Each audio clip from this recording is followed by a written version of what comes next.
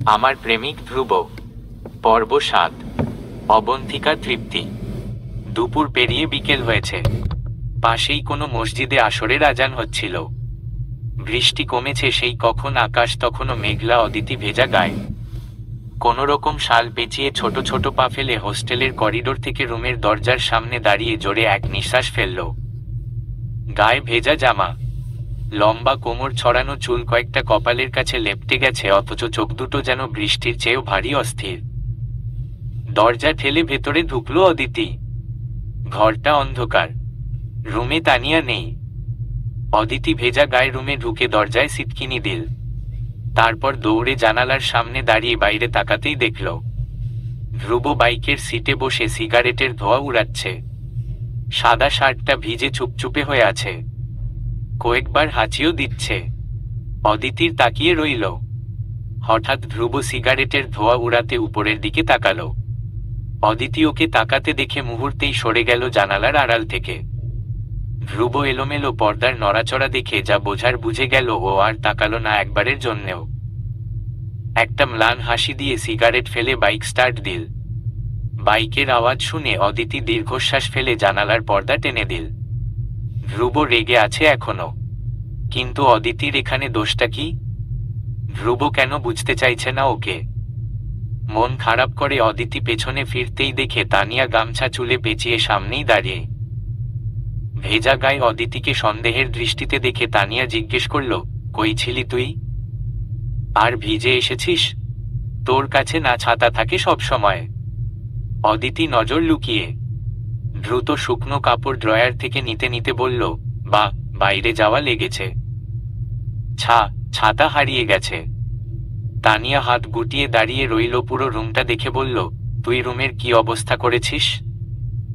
এখন গোসল করে আবার সব মুছতে হবে। অদিতি শুকনো জামা কাপড় হাতে নিয়ে বলল, আমার ঠান্ডা লাগছে ভীষণ। ফ্যান চালিয়ে দাও, গোসল করে এসে মুছে দিচ্ছি।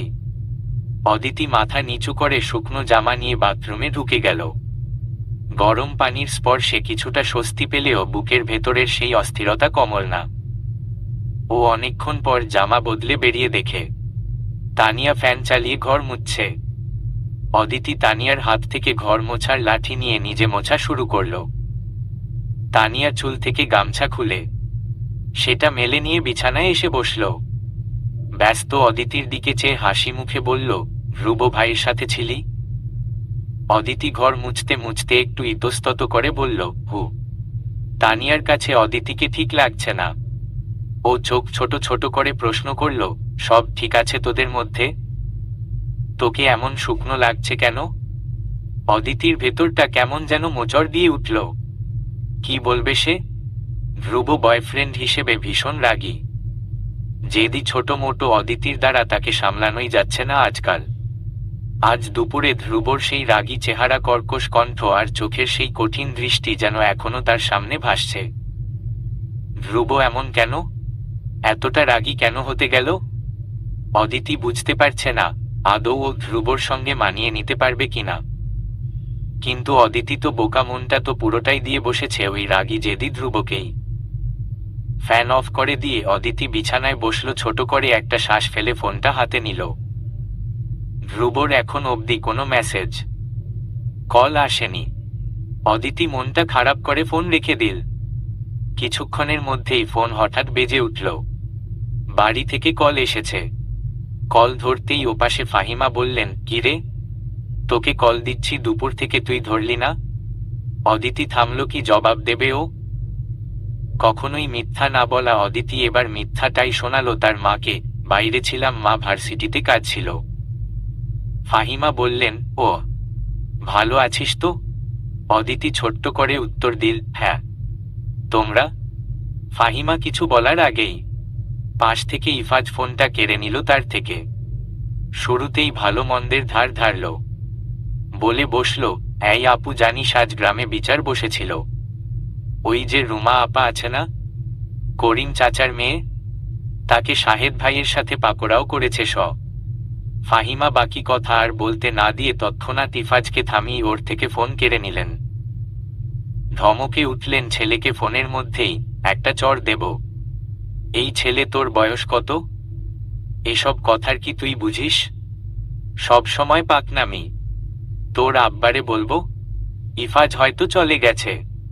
অথচ এই কথাগুলো আবারও অদিতির কানে আসলো। ভয় আগের ন্যায় অদিতির গলাটা যেন চেপে ধরল।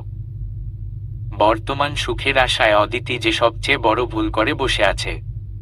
গলার স্বরটা এলোমেলো হয়ে এলো ওর। জিজ্ঞেস করল, ওরা শাহেদ ভাইদের তো করিম চাচাদের সাথে জমি নিয়ে আগে থেকেই ঝামেলায় ছিল, তাহলে এসব? ফাহিমা দীর্ঘশ্বাস ফেললেন। কি ঝামেলা? ছেলে মেয়ে ওরা আগেই লুকিয়ে বিয়ে করে ফেলেছে। আজ তোর বাবা বিচারে ওদের আবার সবার সামনে বিয়ে দিয়েছে। অদিতির কণ্ঠ ক্ষীণ হয়ে এলো। আর একঘরে? ফাহিমা জবাব দিলেন, না রে, একঘরে করেননি। বিয়ে তো করেই ফেলেছে, এখন আর কি বিচার করবেন? তাই তোর বাবা শাহেদকে চাকরি নিতে বলে বিয়ে দিয়ে আলাদা থাকতে বলেছেন। গ্রামেই আছে ওরা। তারপর অদিতির আর কিছুই শুনতে পারল না। পুরনো ভয়গুলো আবারও ঝেঁকে ধরেছিল ওকে। ফাহিমা নিজের মতো করে অনেকক্ষণ কথা বলে তারপর ফোন কাটলেন। ফোন কেটে যাওয়ার পর অদিতি বিছানায় বসে রইল। মাথার ভেতর হাজারো প্রশ্ন ঘুরপাক খাচ্ছে। ধ্রুব অদিতির সম্পর্কের এই টানাপোড়েনের শেষ কোথায়? অদিতি কি কখনো পরিবারকে লুকিয়ে ধ্রুবকে বিয়ে করার মতো সাহস আদৌ কোনোদিন করতে পারবে? এই সম্পর্কের ভবিষ্যৎ কি আদৌ আছে? জানালার বাইরে আবারও ঝিরিঝিরি বৃষ্টি পড়ছে। অদিতির চোখে আবারও পানি জমতেই দুহাতে অদিতি চোখ মুছে নিজেকে স্বাভাবিক করল। যা হওয়ার তা তো হয়েই গেছে। এখন আর এসব ভেবে কি হবে? বাকি যা হবার দেখা যাবে। অদিতি মলিন হেসে জানালার দিকে তাকালো। জানালার কাছে এখনো টপ টপ করে জমে থাকা ফোঁটাগুলো গলে নামছে। হঠাৎ ওর মনে হলো, ধ্রুব এখন কি করছে? ও কি সুস্থ আছে? এমন রাগ নিয়ে বেরিয়ে গেছে তার ওপর ভিজেছে বৃষ্টিতে। ধ্রুব এমনিতেই ঠান্ডা লাগলে ভীষণ অসুস্থ হয়ে পড়ে শুনেছে অদিতি। আসার পর রেগে কল করেনি, মেসেজ করেনি। এত রাগ এই ছেলের অদিতি না চাইতেও হার মানল। কল লাগালো ধ্রুবর নম্বরে। ওপাশ থেকে একজন মধ্যবয়স্ক লোক কলটা ধরলেন। সালামু আলাইকুম। কে? অদিতি কিছুটা থামল। কে কল ধরেছেন বোঝার চেষ্টা করল। তারপর ও জবাব দিল, ওয়ালাইকুম সালাম। এটা ধ্রুবর নম। ওপাশ থেকে সঙ্গে সঙ্গে কথা ফুরাবার আগেই বললেন, জি ধ্রুব স্যারের নম্বর এটা। আমি হারুন, ধ্রুব স্যারের বাসার কাজ করি। আপনি ক্যাডা? অদিতি কিছুক্ষণ চুপ থেকে জবাব দিল, ফ্রেন্ড। হারুন চিন্তিত গলায় বললেন, ও ফেরেন্ড আপা স্যার খুব জ্বরে ভুগছেন, শুয়ে কাতরাচ্ছেন। আমি জলপট্টি দিচ্ছি তারে। বড় স্যার বিদেশে, বাড়িতে কেউ নাই। আপনারা কেউ এসে দেইখা যান উনারে। অদিতি মুহূর্তেই ব্যাকুল হয়ে গেল। হবে না জ্বর, গতকাল এত বড় অ্যাক্সিডেন্ট করে দুদিন যায়নি, আজ আবার ঝুম বৃষ্টিতে ভেজা। অদিতি চিন্তা নিয়ে বলল, জ্বর? কখন থেকে জ্বর? বাইরে থেকে আসবার পর থেকেই। মুখটা লাল হয়ে গেছে, কয়েকবার বমিও করেছেন। অদিতির চিন্তায় শেষ হয়ে যাচ্ছে যেন। উঠে দাঁড়িয়ে গেল বিছানা থেকে। জিজ্ঞেস করল, চাচা সে কি কিছু খেয়েছিলেন?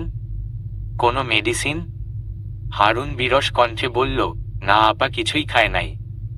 বড় স্যার তো এখন কাতারে। আমি তো এসব বুঝি না। কি ওষুধ খাওয়ামু? অদিতি শুনে গেল কি করবে এখন। অদিতি বলল, ধ্রুবর বাকি ফ্রেন্ডদের খবর দিয়েছেন? হারুন জবাবে হতাশ শ্বাস ফেলে বলল, বলছিলাম আমি। স্যার তো ডাইরেক্ট মানা করে দিছেন। আপনাদের বন্ধুগো মধ্যে কি কিছু হয়েছে আপা? অদিতির কণ্ঠ শুকিয়ে গেল। ও ছোট করে বলল, আপনি উনার পাশে বসুন চাচা, আমি আসছি। অদিতি আর এক মুহূর্ত দেরি করল না। হাত পা কাঁপছে ওর। ও ঘরে ছোট ইলেকট্রিক চুলা দিয়ে পাত্রে চাল আর ডাল দিয়ে খিচুড়ি বসিয়ে দিল। খিচুড়ি রান্না শেষ হতেই একটা ছোট টিফিন ক্যারিয়ারে সেসব ভরল। ড্রয়ার থেকে একটা বড় শাল গায়ে জড়িয়ে নিয়ে তানিয়াকে বলে দ্রুত বেরিয়ে এলো। অদিতির টিফিন হাতে ধ্রুবদের বাড়ির সামনে দাঁড়ালো। বিশাল বাড়ি, নেমপ্লেটে লেখা ইয়ামান্স ফ্যামিলি। অদিতি কলিং বেল বাজাতেই দরজা খোলা হলো। হারুন অদিতিকে দেখতেই মুহূর্তেই চিনে ফেলল। বিস্ময় নিয়ে বলল, আপনি অদিতি ভাবি না? ধ্রুব স্যার যারে ভালোবাসেন? একটু আগে আপনি আমারে কল দিছিলেন। অদিতি কিছুটা হকচকিয়ে গেল। এ বাড়ির সবাই কি অদিতিকে চিনে? কিভাবে? ও তো কোনোদিন এ বাড়িতে পাও রাখেনি। অদিতি ইতস্তত করে বলল, আপনি আমাকে কিভাবে চিনলেন?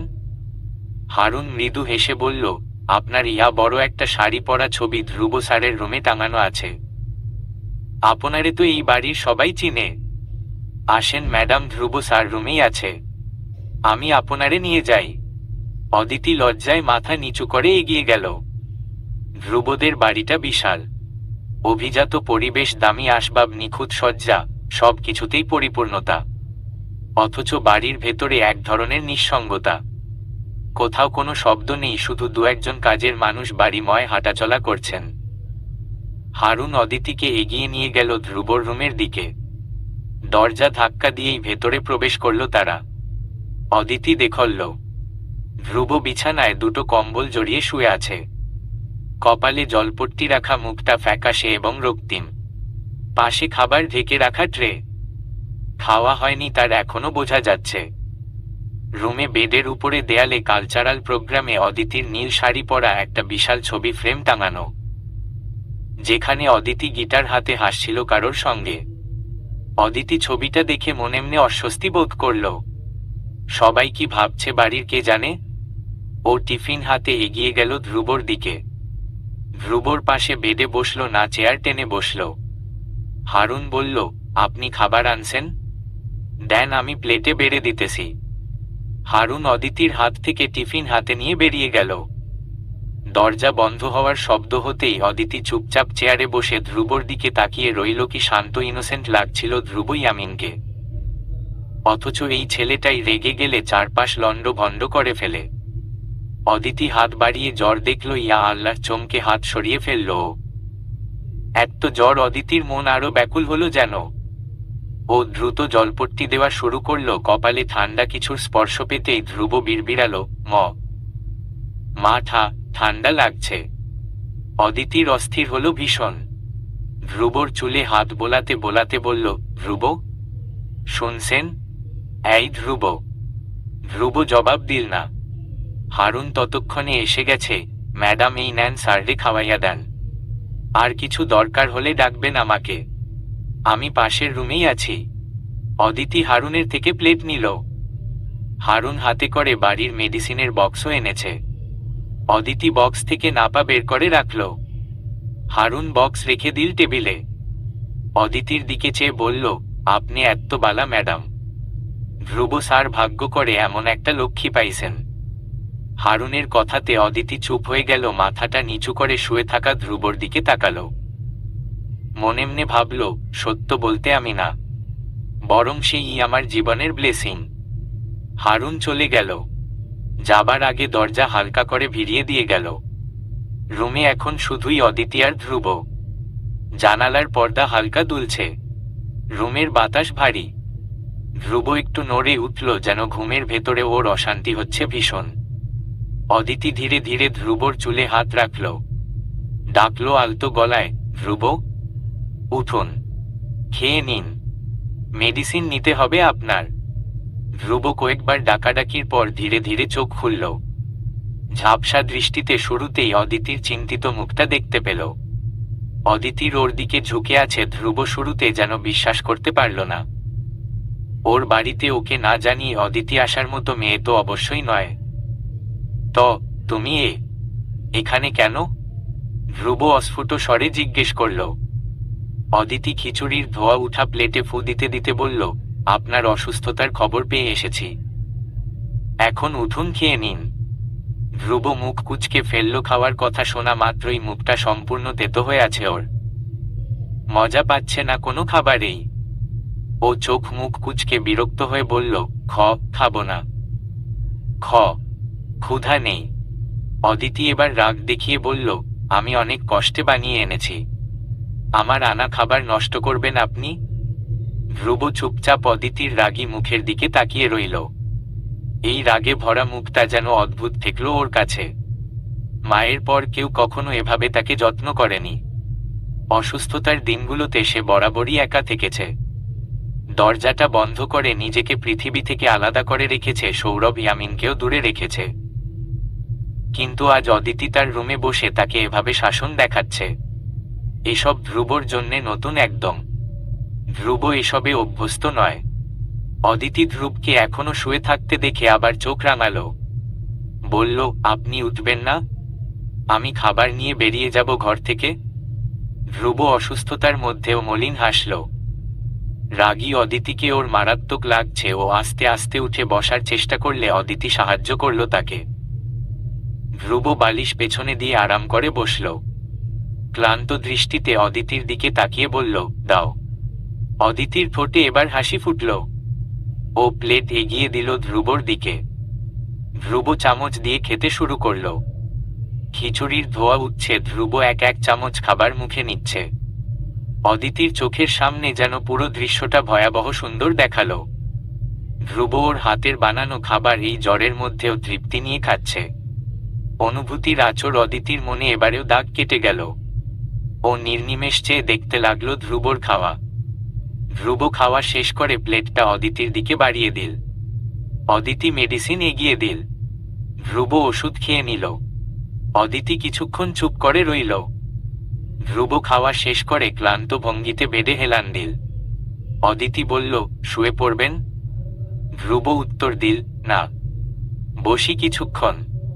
অদিতি এবার সাহস সঞ্চয় করে বলল, আপনার সাথে ইমন ভাইদের কি কোনো সমস্যা চলছে? ধ্রুবর ভ্রু কুঁচকে গেল। মাথাটা এতক্ষণ কের ধরে ছিল। অদিতির কথা শোনা মাত্রই ওর চোখে মুখে যেন ছড়িয়ে গেল সেই মাথা ব্যথা। ধ্রুব ঠান্ডা গলায় পাল্টা প্রশ্ন করল, তোমাকে কে জানিয়েছে? অদিতি ঠোঁট চেপে উত্তর দিল, হারুন চাচা। ধ্রুব দীর্ঘশ্বাস ফেলল। তার চোখ শীতল। ও সেভাবেই জবাব দিল, শাস্তি দিচ্ছি কিছু ভুলের জন্য। দিন পর সব ঠিক হয়ে যাবে। অদিতি শ্বাস আটকে শুনে গেল কথাগুলো। কিছুক্ষণ চুপ থাকার পর অদিতি চোখ ছোট ছোট করে ধ্রুবর মতিগতি বোঝার চেষ্টা করে। ভয় ভয় প্রশ্ন করল, আর আমার ওপর? আমার উপরও কি আপনি এখনো রেগে আছেন? ধ্রুব ভ্রু তুলে তাকালো। অদিতির দিকে শীতল চোখে চেয়ে হেয়ালি করে বলল, রাগ করার মতো কিছু কি করেছ তুমি? অদিতি মৃদু কণ্ঠে বলল, আজ দুপুরে নদীর পাড়ে। ধ্রুব কথাটা শেষ করার সুযোগ দিল না। হাতে থাকা পানির গ্লাস টেবিলের উপর রেখে ঠান্ডা গলায় বলল, জানি না আমি কিছু। ধ্রুবর কণ্ঠে যে রাগ ছিল সেটা বোঝাই যাচ্ছে। অদিতির বুকের ভেতর কেমন যেন মোচড় দিয়ে উঠল। ধ্রুবকে এভাবে এড়িয়ে যেতে দেখে তার কান্না পেয়ে গেল। সে ধ্রুবর হাতটা আলতো করে ধরে ফেলল। সরি ধ্রুব, আপনি রাগ করেছেন আমি জানি। আপনি আমার উপর রাগ না করলে এভাবে শান্ত গলায় কথা বলতেন না। ধ্রুব অদিতির চেপে রাখা দুজনের হাতের দিকে একবার চেয়ে অদিতির গোলগাল মুখের দিকে তাকালো। অদিতির চোখে অনুময়, অপরাধবোধ স্পষ্ট। ধ্রুব হতাশ শ্বাস ফেলল। সেটা দেখে শীতল গলায় সোজাসুজি একটা প্রশ্ন করল, অদিতি, আজ অবধি আমি কখনো তোমার অনুমতি ছাড়া তোমাকে স্পর্শ করেছি? একবারের জন্যেও? অদিতি সঙ্গে সঙ্গে বলল, ধ্রুব আমি। ধ্রুব কথা থামিয়ে আবারও দৃঢ় গলায় প্রশ্ন করল, ফার্স্ট আনসার মাই কোয়েশ্চন, হ্যাঁ কি না? অদিতি মাথাটা নিচু করে বলল, না। ধ্রুব এবার কিছুটা রাগ নিয়েই বলল, তাহলে সেদিন কেন তুমি আমাকে ধাক্কা দিলে? কেন তোমার আচরণে মনে হলো আমি অ্যাম অ্যা ব্লাডি ইফটিজার, যে তোমাকে জোর জবরদস্তি করছে? অথচ আমি তোমার অনুমতি তখনও চেয়েছিলাম। চাইনি আমি? অদিতি মাথা তুলে তাকালো ধ্রুবর দিকে। তার গলা কাঁপছে। ও উত্তর দেওয়ার চেষ্টা করল, ধ্রুব আমি সেটা ভেবে ধাক্কা দিইনি। আমি ভয় পেয়ে গিয়েছিলাম। ধ্রুব তাচ্ছিল্যের হাসি হাসল। ভয়? আমাকে ভয় পেয়েছিলে তুমি? তোমার কি মনে হয়েছে আমি তোমার ইচ্ছার বিরুদ্ধে? ওহ গড অদিতি, আমি তোমাকে ভালোবাসি। তোমাকে জাস্ট ছোঁয়ার জন্যে আমি এতটা কষ্ট করিনি। তুমি একবার বলতে, এসব তুমি চাও না। আমি একবারের জন্যেও তোমাকে টাচই করতাম না। তুমি আমার ব্যাপারে এসব ভাবলেই বা কিভাবে? Just speechless. অদিতি টলমলে চোখে চেয়ে অধৈর্য গলায় বলল, ধ্রুব প্লিজ আমাকে ভুল কেন বুঝছেন? আমি ভেবেছি আপনি বোধহয় এসব চান। শহরে না থাকায় হয়তো আমি এসব নিতে পারছি না। ধ্রুব বিয়ের আগে এসব ব্যাপার নিয়ে আমি ভয় পাই ভীষণ। আমি ওরকম আপডেটেড মেয়ে ছিলাম না কোনোদিন। ধ্রুব এবার সরাসরি অদিতির দিকে তাকালো কিছুক্ষণ অভাবেই তাকিয়ে থেকে। তারপর হঠাৎ করে বলল, ও সবকিছুর মূলে তাহলে এক বিয়েই। বিয়ে হলেই তোমার ভরসা হবে। ধ্রুব ক্যারেক্টারলেস নয়। ওকে দেন লেটস গেট ম্যারিড। আজকেই, এই মুহূর্তেই। ধ্রুব এবার সরাসরি অদিতির দিকে তাকালো কিছুক্ষণ অভিমানে তাকিয়ে থেকে। তারপর হঠাৎ করে বলল, ও সবকিছুর মূলেই তাহলে এক বিয়েই। বিয়ে হলেই তোমার ভরসা হবে। ধ্রুব ক্যারেক্টারলেস নয়। ওকে দেন লেটস গেট ম্যারিড। আজকেই, এই মুহূর্তেই। বোকা শোকা অদিতি হায়াতের মাথায় যেন বাজ ছিটকে পড়ে ধ্রুব চোখ ছোট ছোট করে তাকিয়ে রয়েছে অদিতির হা হয়ে থাকা মুখটার দিকে। অদিতিকে এই মুহূর্তে ভীষণ বাচ্চা বাচ্চা লাগছিল। 20 বছরের একটা বাচ্চা ধ্রুবর হাসিয়ালেও। ও মুখ চোখ ইচ্ছে করেই গম্ভীর করে রাখল। অদিতি হতবুদ্ধি হয়ে ধ্রুবর দিকে চেয়ে আছে। ধ্রুব ওর এভাবে তাকানো দেখে নিজস্ব ভঙ্গিতে ডান ভ্রুটা উচালো। অধরে দাঁত চেপে ঠান্ডা স্বরে বলল, কি তাকিয়ে আছো কেন এভাবে? Any problem? কথাটা বলে ধ্রুব এগিয়ে গিয়ে অদিতির হা হয়ে থাকা মুখটা থুতনি ঠেলে বন্ধ করে দিয়ে ভ্রু বাঁকিয়ে ভয় পাওয়ার ভান করে বলল, your reaction is caring me. Dhruba সরে বসল। অদিতির হা হয়ে থাকা মুখটার বন্ধ আপাতত। অদিতি বিস্ময় চেপে রেখে বলল, মানে বিয়ে এইভাবে, এই অবস্থায়? ধ্রুব অবাক হওয়ান ভান ধরে নিজের দিকে তাকালো। এই মুহূর্তে ও ক্যাজুয়াল একটা টি শার্ট ট্রাউজার পরে আছে। বাসার ড্রেস দেখে ধ্রুব ভ্রু বাঁকিয়ে অদিতিকে দেখল, তারপর গা ছেড়ে দিয়ে বলল, টি শার্ট পরে বিয়ে করা যায় না? পাঞ্জাবি পরতে হবে। ফাইন, আজ তোমাকে নিয়ে গিয়ে শপিং করে দেব দুজনের। হবে? অদিতি বিরক্ত হয়ে গেল এবার। ধ্রুবর মজা করাটা ওর একটুও ভালো লাগলো না। ও হাতে থাকা খিচুড়ির প্লেট ঠাস করে টেবিলের উপর রেখে উঠে দাঁড়ালো। চোখ মুখ কুঁচকে বলল, আপনি পাগল হয়ে গেছেন জাস্ট।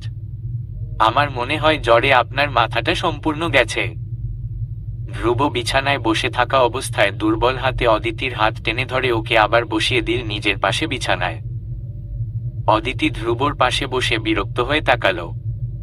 বলল, ধ্রুব ভালো হচ্ছে না কিন্তু। মজা বন্ধ করবেন আপনি? ধ্রুব অদিতির হাতটা টেনে নিজের হাতে রাখলো। আঙ্গুলের ভাঁজে আঙুল রেখে অদিতির চোখের দিকে তাকালো। মৃদু কণ্ঠে বলে গেল, ফাইন। তুমি শোনো, আগে আমাদের বিয়ে হয়ে গেলে তোমার বাবা ও আমাদের কোনোদিন আলাদা করতে পারবেন না। আর বিয়ে করা তো তোমার বাবাও সাপোর্ট করেন, রাইট? মনে করিয়ে দিচ্ছি, তোমার গ্রামের একজনের বিয়ে হওয়াতে তাদের আলাদা করা হয়নি। তোমার বাবা উল্টো খুশি ছিলেন তাদের উপর। আজকেই সবে বাড়ি থেকে পাওয়া এই খবরগুলো স্বয়ং ধ্রুবর মুখে হুবহু শুনে অবাক হয়ে গেল অদিতি। ও ভ্রু কুঁচকে ফেলল। আপনি আপনি এই খবর কোত্থেকে পেলেন? আমার বাড়িতে এখনো নজর রাখছেন আপনি? ধ্রুব ভ্রু বাঁকিয়ে তাকালো। হেয়ালি করে বলল, তুমি জানতে না এসব? আমার শালা বলেনি তোমাকে? শালা? অদিতি ধ্রুবর কথার অর্থ কিছুই বুঝতে পারছে না। ধ্রুব এবার গলা কেশে মাথা তুলে তাকালো অবাক হয়ে বসে থাকা অদিতির দিকে। তারপর গলা খাকারি দিয়ে সুর টেনে টেনে বলে গেল, ইফাজ হায়াত, দ্য ব্রাদার অফ অদিতি হায়াত। অদিতির মুখ আবার হা হয়ে গেল। ও অবাক হয়ে বলল, ওর সঙ্গে আপনার কথা হয়? ইয়া আল্লাহ, আব্বা জানলে ওরে মেরে ফেলবে। ধ্রুব সঙ্গে সঙ্গে ভ্রু বাঁকালো। কেউ আমার শালাবাবুকে ধরতে পারলে তো ওর দুলাভাই আছে না? হি উইল প্রোটেক্ট হিম। অদিতি হাল ছাড়ল। ধ্রুব যা নাছোড়বান্দা, যা বলে তাই করবে। ও ছোট করে শ্বাস ফেলে বলল, ধ্রুব আমার যেতে হবে। রাত হচ্ছে, আপনি শুয়ে পড়ুন। আমি রান্না করে রেখে যাচ্ছি। সময় মতো খেয়ে নিবেন, মেডিসিন নিবেন। আমি কিন্তু কল করে খোঁজ নেব। অদিতি কথাটা বলে ধ্রুবর হাত থেকে নিজের হাত ছাড়িয়ে নিয়ে উঠে দাঁড়ালো। টেবিলের উপর থেকে ব্যাগটা কাঁধে ঝুলালো ধ্রুবর মুখটা মুহূর্তেই অন্ধকার হয়ে গেল। আবার সেই একাকী দিন, অন্ধকার রুম। ছোট থেকে একা থেকে থেকে এতকাল অভ্যাস হলেও এখন অদিতি ওর জীবনে আসার পর মনে হয় কেউ একটা থাকুক পাশে। হাতে হাত রেখে চোখে চোখ রেখে মনে মন ছুঁয়ে রয়ে যাক সারাটা জীবন। ঘরটা অন্ধকার না হয়ে মোমবাতির আলোয় ঝিলমিলাক কাবার্ড জুড়ে শাড়িগুলো সাজুক যত্নে। এতক্ষণ ফুরফুরে মেজাজে থাকলেও মুহূর্তেই ধ্রুব কেসে উঠে কাশতে কাশতে বহু কষ্টে বলার চেষ্টা করল, আমি সিক আমাকে এভাবে রেখে চলে যাবে?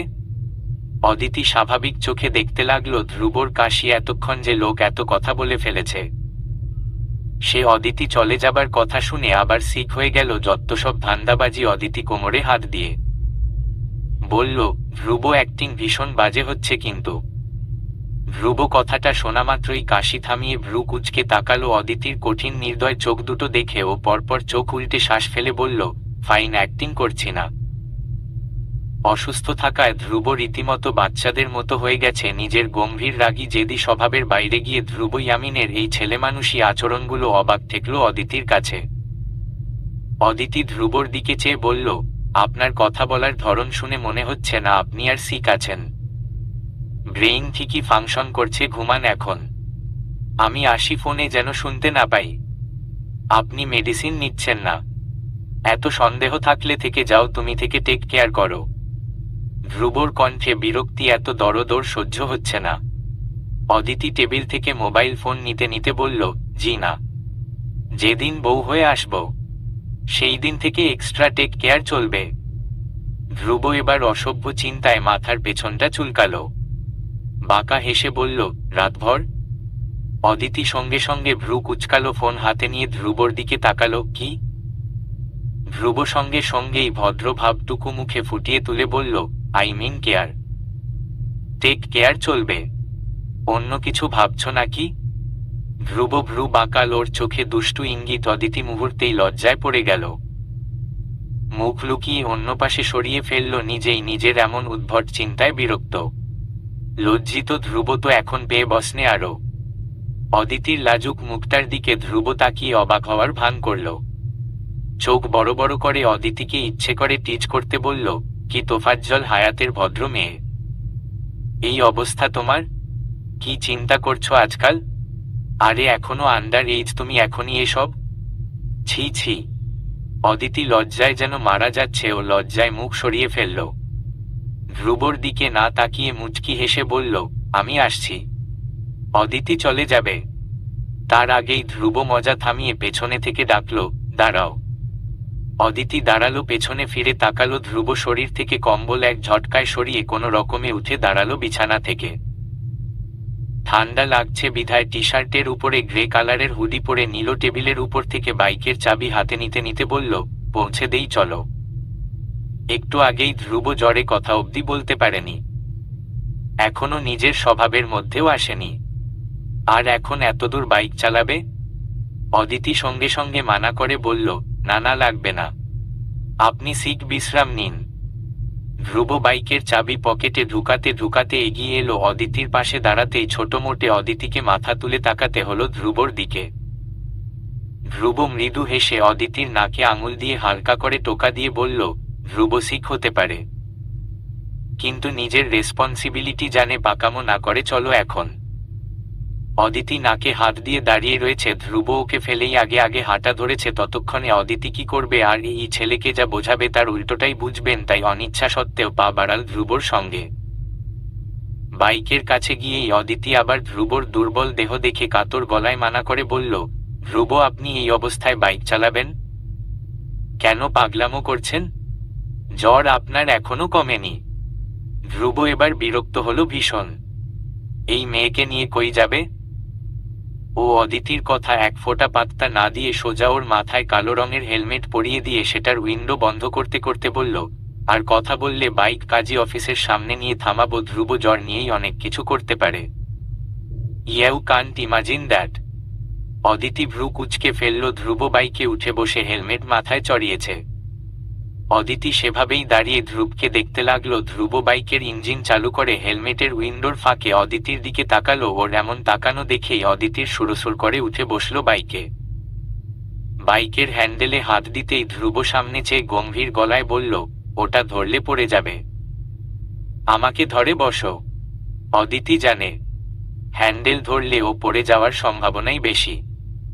তোফাজ্জলের সঙ্গেই ও জীবনে বাইকে উঠেছে, যতবার বাবার সঙ্গে বাইকে উঠেছে ঝাপটে ধরেছে। ধ্রুবকে কিভাবে ধরবে?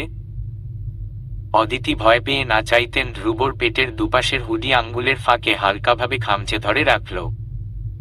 লজ্জায় আয়নার দিকে আর তাকালো না, মুখ সরিয়ে অন্য পাশে তাকালো। ওর ভীষণ অস্বস্তি হচ্ছিল। এভাবে কোনো ছেলের বাইকে ও অদিতি কুণ্ঠিত। ধ্রুব আয়নায় এতক্ষণ ধরে অদিতির এক একটা কাজ দেখছিল। অদিতি ধরে বসতেই ও নিশ্চিন্ত হয়ে বাইক চালু করল। হোস্টেলের সামনে আসতেই অদিতি তাড়াহুড়ো করে নেমে দাঁড়ালো। এতক্ষণ ধ্রুবর সঙ্গে বাইকে ছিল। জমে আছে যেন অদিতির সারা গা। ধ্রুব চাবি ঘুরিয়ে মাথা থেকে নিজে হেলমেট খুলল। ধ্রুবর এলোমেলো ব্রাশ ছাড়া ঝাঁকড়া চুলগুলো সঙ্গে সঙ্গে কপালের উপর ছড়িয়ে পড়ল। অদিতি তাকিয়ে রইল ধ্রুবর দিকে। অসুস্থ ধ্রুবকে মলিন চেহারায়ও খারাপ দেখাচ্ছে না, বরং হুডি গায়ে ঝাঁকড়া চুলে ধ্রুবকে দেখতে মারাত্মক লাগছিল। অদিতি লাজুক না হলে ধ্রুবকে বলে ধ্রুবর গায়ের ওই গ্রে রঙের হুডিটা চেয়ে নিত। ধ্রুব হেলমেট বাইকের হ্যান্ডেলে ঝুলিয়ে অদিতির দিকে তাকালো। অদিতি তখনও ধ্রুবর হুডির দিকে চেয়ে আছে। ধ্রুব অদিতির চোখ লক্ষ্য করে ভ্রু কুঁচকে নিজের পরনের হুডির দিকে তাকালো। পরপর মাথা তুলে অদিতির দিকে তাকিয়ে ভ্রু বাঁকিয়ে হঠাৎ বলল, লাগবে এটা? অদিতি চমকে উঠল। দ্রুত চোখ সরিয়ে বলল, কি? ধ্রুব স্বাভাবিক গলায় বলল, হুডি ভালো লেগেছে, নিবে? অদিতি লজ্জায় আই ঢাই করে উঠে, না না, আমি এমনিতেই। ধ্রুব অদিতির কথা পুরোটা আর শুনেইনি। নিজের মতো করে গা থেকে হুডিটা খোলা শুরু করলো। অদিতি চূড়ান্ত অপ্রস্তুত হয়ে গেল, যেন এভাবে কেন হ্যাবলার মতো হুডির দিকে তাকিয়েছিল। রাগে নিজেকেই থাপ্পড় দিতে মন চাইল ওর। অদিতি দুহাতে মানা করল, লাগবে না আমার। আমি ছেলেদের এটা নিয়ে কি করব? ধ্রুব হুডিটা শরীর থেকে খুলে অদিতির হাতে জোর করে গছিয়ে দিয়ে স্বাভাবিক গলায় বলল, এটা ছেলেদের না। ধ্রুবর, তোমার ধ্রুবর, নিতেই পারো তুমি। You have now legal right for this. Aditi নিজের হাতে ধ্রুবর জোর করে দেওয়া হুডির দিকে তাকিয়ে আবার ধ্রুবর দিকে তাকালো। ধ্রুব হালকা করে হেসে অদিতির নাকে আঙুল দিয়ে আলতো করে টোকা দিয়ে বলল, নাকটা লাল হচ্ছে, চেরি টমেটো লাগছে দেখতে, ইয়াম্মি টমেটো। জি। অদিতি তাড়াহুড়ো নাকে হাত দিল। ধ্রুব এক ভ্রু উঁচাতেই অদিতি লজ্জায় নাক থেকে হাত সরিয়ে নিল। লাজুক গলায় হালকা হেসে বলল, আসি। ধ্রুব নরম গলায় বলল, বাই। অদিতি ধ্রুবর হুডি হাতে চলে যাচ্ছে। ধ্রুব তাকিয়ে রইল ওর যাওয়ার দিকে। বড় শাল অদিতির গায়ে জড়ানো, তবুও শালের ফাঁকে উকি দিচ্ছে ওর লম্বা বেনুনি। ভালো লাগছে দেখতে। অদিতি হোস্টেলের গেইটের সামনে যেতেই ধ্রুব চোখ সরিয়ে নিল। হেলমেট হাতে নিয়ে মাথায় দিবে, তখন হোস্টেলের গেটের সামনে দাঁড়িয়ে অদিতি পেছনে ফিরে ডাকল, ধ্রুব। ধ্রুব হেলমেট হাতে মাথা ঘুরিয়ে তাকালো। অদিতি লম্বা শ্বাস ফেলল।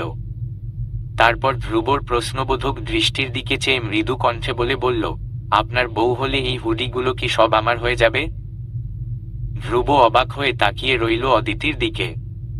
ওর অবাক চোখ মুখ। তারপর ধীরে ধীরে হেসে উঠল। ধ্রুব মৃদু হেসে মাথা নাড়াল, এবসুলেটলি।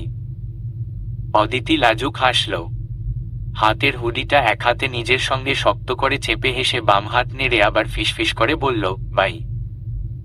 ধ্রুব উত্তরে মৃদু হেসে বাই বলে হাত নাড়াল। অদিতি উত্তর পেয়ে লাজুক হেসে ভেতরে ঢুকে গেল। অদিতি যেতেই ধ্রুব ডান হাতের আঙ্গুলের ডগায় কপাল চেপে হেসে ফেলল। শব্দ করে কপাল চুলকে বিড়বিড় করল, বাচ্চা একটা। ধ্রুবর জ্বর আবার বাড়ছিল। বাইক চালাতে চালাতেই সেটা ভীষণভাবে টের পাচ্ছিল সে। হুডি পরা থাকলে হয়তোবা এতটা হিম করা ঠান্ডা লাগতো না। হুডির কথা মনে পড়তেই ধ্রুবর গম্ভীর ঠোঁটে হালকা একটা হাসি দেখা গেল। ধ্রুব বাইকের হ্যান্ডেলে রাখা অদিতির পরা হেলমেটটার দিকে তাকালো। হালকা হেসে হেলমেটটার উইন্ডো বন্ধ করে দিয়ে বিড়বিড় করল, এই গেইজ অ্যাম বিং ডেসপারেট লাভার। একচোট শীতল বাতাস শরীরে ঝাপটে পড়তেই শরীরের ভেতর কাঁপুনি শুরু হলো। শরীরটা যেন ঠান্ডায় হেলে পড়তে চাইছে। ধ্রুব ইয়ামিন বাইকের হ্যান্ডেল শক্ত করে ধরে। ধ্রুব লম্বা শ্বাস ফেলে নিজেকে স্থির রাখার ব্যর্থ চেষ্টা করে গেল পুরোটা রাস্তা। বাড়ির সামনে পৌঁছাতেই গেটের বাইরে সৌরভ ইয়ামিনের নিজস্ব টয়োটা গাড়ি দাঁড়ানো দেখতে পেল সে। সামনে টহলরত দুইজন পুলিশ সদস্য একবার তার দিকে তাকিয়ে আবার নিজেদের মধ্যে কথা বলতে লাগল। ধ্রুব বাইক পার্ক করে বাড়ির দিকে এগিয়ে গেল। দরজা ঠেলে ভেতরে ঢুকতেই বসার ঘরের আলো তার চোখে এসে লাগল। সোফায় সৌরভ ইয়ামিন বসে আছেন। কালচে সাদা শার্ট, কালো কোট পরা, চোখের নিচে গভীর ক্লান্তির ছাপ। তার পাশে কয়েকটি লাগেজ রাখা, বেশ কয়েকটি গুরুত্বপূর্ণ ফাইল টেবিলের ওপর এলোমেলোভাবে ছড়িয়ে আছে। সৌরভের মুখে সেই পুরনো শাসনের ছায়া। ধ্রুব কয়েক সেকেন্ডের জন্য স্থির হয়ে দাঁড়িয়ে রইল। তার ঠোঁটের কোণে বিদ্রূপের হাসি খেলে গেল, চোখের দৃষ্টিতে অবজ্ঞা স্পষ্ট। নিশ্চয়ই বিডিতে কাজ ছিল, আর সেই কাজের কারণে সবাইকে ধ্রুবর অসুখের বাহানা শুনিয়েছেন এগেইন। পুরনো ড্রামা। এক মুহূর্তের জন্য সৌরভের চোখের দিকে তাকিয়ে ধ্রুব পাশ কাটিয়ে চলে যেতে লাগল। সৌরভ পেছনে থেকে কঠোর গলায় ডাকলেন, দাঁড়াও ধ্রুব। সৌরভের গম্ভীর কণ্ঠ ঘরের নীরবতাকে ভেঙে দিল। ধ্রুব থেমে গেল, কিন্তু পেছনে ঘুরল না। হাতের আঙুলগুলো মুষ্টিবদ্ধ হয়ে উঠল। কয়েক সেকেন্ড নীরব থাকার পর ধীরে ধীরে ঘাড় ঘুরিয়ে পেছনে তাকাল। সৌরভ এবার উঠে দাঁড়িয়েছেন, চওড়া কাঁধ, সোজা দৃষ্টি তীক্ষ্ণ। ধ্রুবর দিকে চেয়ে কঠিন গলায় প্রশ্ন করলেন, তুমি এই জ্বর নিয়ে বাইরে কোথায় গিয়েছিলে? আমি পাগলের মতো সবকিছু ফেলে এখানে এসেছি। হারুন বলল তুমি খাওনি কিছু। এখন রেস্ট না নিয়ে কোথায় ছিলে? ধ্রুবর ঠোঁট বাঁকা হাসিতে বেঁকে গেল। তার চোখে তীব্র বিদ্রূপ ফুটে উঠল, তোমাকে সব বলা লাগবে নাকি? সৌরভের চিবুক শক্ত হয়ে গেল, চোখের মনি সংকুচিত হয়ে উঠল। রাগ যেন ধীরে ধীরে জমাট বাঁধছে তার শরীরে। বেয়াদবি একদম করবে না। ধ্রুব, কোথায় গিয়েছিলে তুমি? ধ্রুব কিছু না বলে চোখ সরিয়ে নিল। মুখের অভিব্যক্তি থেকে অবজ্ঞার ছাপ একটুও মুছে যায়নি। ঘরের পরিবেশ থমথমে হয়ে উঠল। রান্নাঘরের ভেতর থেকে হারুন বাপ ছেলের উত্তেজিত কণ্ঠস্বর শুনে ভয় পেয়ে ছুটে এল। ধ্রুব সৌরভ নামক স্বয়ং দুটো বাঘকে একে অপরের মুখোমুখি দাঁড়িয়ে থাকতে দেখে হারুনের মুখে ভয় আর উৎকণ্ঠার ছাপ ফেলে গেল। সৌরভ হারুনের দিকে তাকিয়ে তীক্ষ্ণ কণ্ঠে বললেন, ও মেডিসিন নিয়েছে? হারুন এক মুহূর্ত ধ্রুবর দিকে তাকাল। ধ্রুবের মুখে ডোন্ট কেয়ার ভাব স্পষ্ট। হারুন দ্বিধা নিয়ে মাথা নাড়াল, ওই অদিতি ম্যাডাম এসেছিলেন। রান্না কর। সৌরভের ভ্রু কুঁচকে গেল। তার চোখে বিস্ময় ভেসে উঠল, অদিতি সন্ধ্যায় এসেছিল? হারুন এবার নিচু গলায় বলল, জি। ধ্রুব স্যার কিছু খাচ্ছিলেন না, তাই উনি রান্না করে রেখে গেছেন স্যারের জন্যে। আর এখন ধ্রুব স্যার ওনাকে পৌঁছে দিতে গিয়েছিলেন। সৌরভের চোখ এবার সরাসরি ধ্রুবর দিকে গিয়ে স্থির হল। ধ্রুব সেই দৃষ্টি এড়িয়ে চোখ সরিয়ে নিল। কোনো উত্তর না দিয়ে চুপচাপ বাইকের চাবি আঙ্গুলের ডগায় ঘোরাতে ঘোরাতে সিঁড়ি বেয়ে ওপরে উঠে যেতে লাগল। সৌরভ দীর্ঘশ্বাস ফেলে চেয়ারে বসলেন। হারুনের দিকে চেয়ে বললেন, মেয়েটাকে কিছু দিয়েছ খেতে? হারুন মাথা নিচু করে বলল, নুডলস দিয়েছিলাম। খাননি ম্যাডাম? সৌরভ এক দীর্ঘশ্বাস ফেলে মাথা নিচু করলেন। মনে মনে হয়তো কিছু ভাবলেন। তারপর হাত তুলে ইশারা করে হারুনকে চলে যেতে বললেন। পাশেই সেক্রেটারি রাহুল আইপ্যাড হাতে দাঁড়ানো, আইপ্যাডে কিছু একটা করছে। সৌরভ জিজ্ঞেস করলেন, সমস্যা সলভ হয়েছে?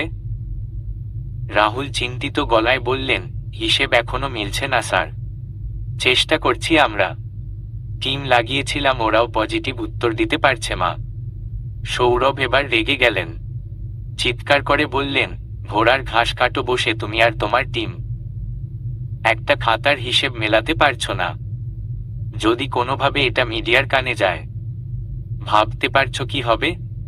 রাহুল দ্রুত বলল, স্যার আমরা ট্রাই করছি। আপনি প্লিজ শান্ত হন। সৌরভ উঠে দাঁড়ালেন।